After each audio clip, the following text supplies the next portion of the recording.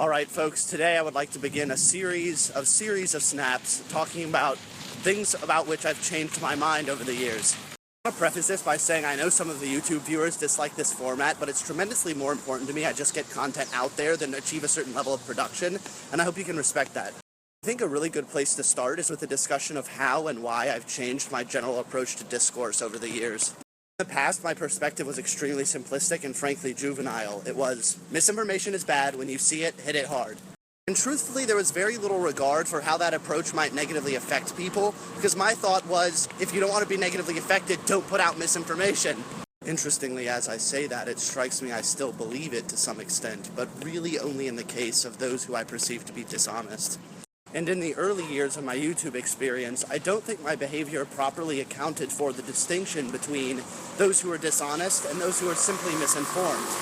The result of this was the wasting of a lot of time and energy, which I think probably would have been better spent directly helping folks. With that said, I am somewhat ambivalent in hindsight, as I do think the blunt, unfiltered approach I used early on did a lot of good.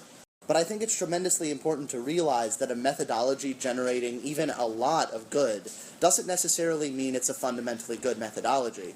And in looking back on how I behaved in the past, I think there was an unacceptable amount of, for lack of a better word, collateral damage. I've come to feel that one of the very most important parts of being an adult is being highly selective about the conflict you engage in. As such, I've become extremely conservative in that which I criticize publicly, as I feel that's both more ethical and more efficient.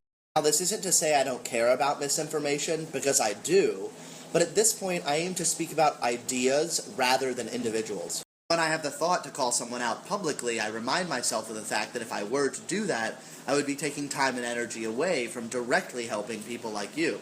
Almost invariably, I feel it more valuable to engage with and help people who come to me and ask for help, as opposed to going after folks online.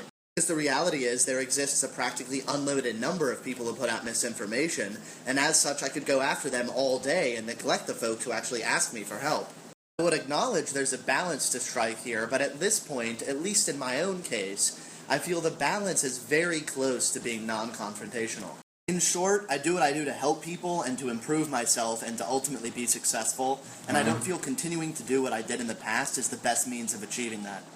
I'll end on a general note, as I did yesterday. Figure out what you want, figure out what you believe to be the best means of getting it, and then apply your time and energy to that efficiently.